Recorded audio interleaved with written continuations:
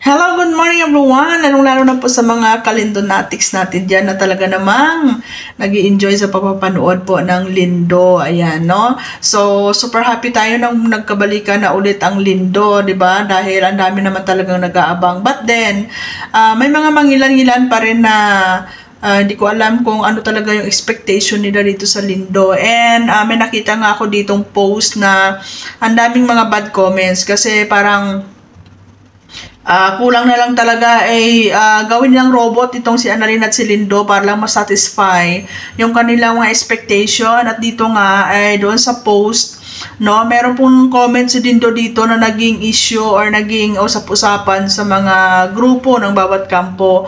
Dito sa comment ni Lindo, sabi niya, bawal pa baby, kasal muna talaga kung kami talaga. Diba? Respeto muna. Wala pong lobo. Wala pa nga nangyayari.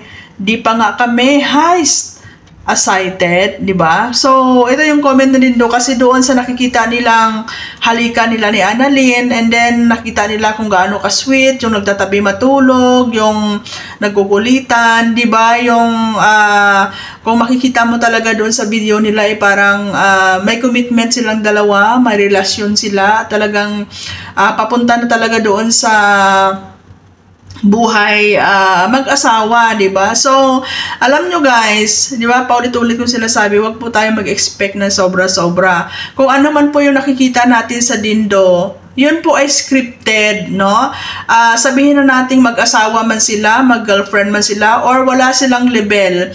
Pero pagdating po sa script, kailangan po nilang gawin yon. Kagaya din po sa mga artista sa TV, di ba?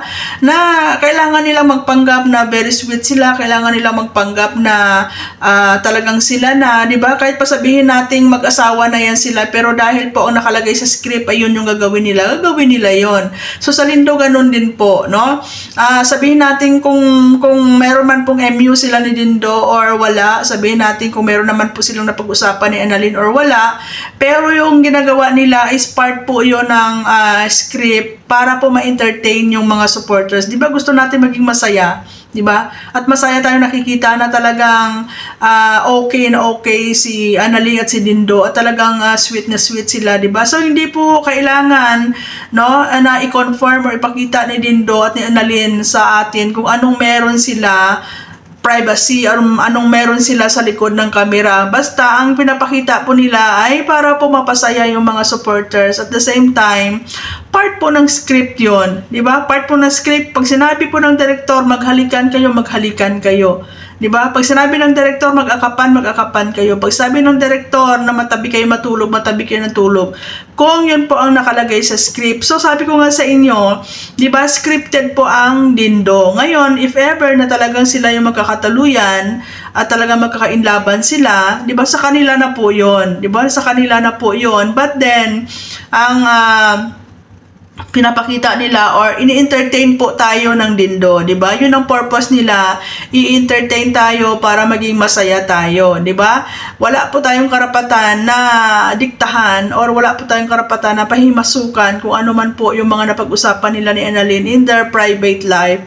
No, makontento po tayo kung ano yung nakikita natin ngayon, na-entertain po tayo, napapasaya tayo, and that matters, 'di ba? That matters, hindi na po natin problemahin yung kung ano man yung magiging future nilang dalawa kasi sila lang yung nakakaalam and sila naman po magdadala noon, di ba? Importante itong Lindo, alam naman po natin na ang Lindo ay scripted, di ba?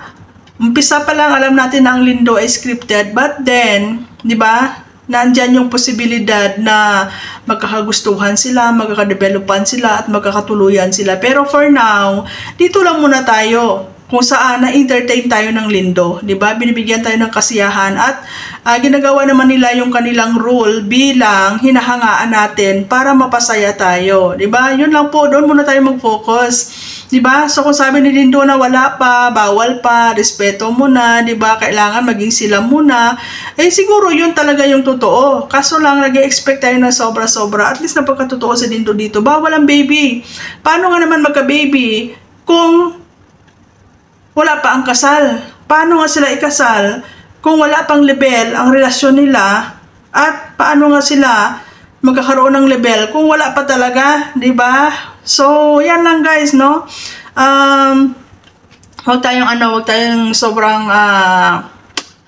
Huwag tayong sobrang impulsive pagdating po dito sa Lindo, di ba? Kasi nape-pressure po si Annalyn at si Dindo sa sobra pong expectation natin. Kung gusto nating magasaya, mag-enjoy, i-enjoy natin at magpakasaya tayo sa kung ano pong entertainment na binibigay nila ngayon, di ba? So, yun lang guys, no? Kung mapakatotoo si Dindo, galit din yung iba. Kung magpakunwari, galit din ang iba. Ano pa talagang gusto nyo? Kayo ang mag-control sa buhay ni Annalyn at ni Dindo. Hindi naman po tama yan. Obsession na po ang tawag yan, hindi na po paghanga, di ba? So, doon lang tayo sa level na tagahanga lang tayo at maging masaya tayo kung ano yung nakikita natin. Huwag natin pangunahan, huwag natin diktahan yung buhay nila kasi sila na magdadala niyan, di ba? So, maraming salamat and God bless everyone. Support po natin ang Lindo. Kung kayo po ay natutuwa sa Lindo, go lang, support lang ang Lindo at i-enjoy po natin. Di ba? And aside from that, wala na. Huwag na tayo sumobra.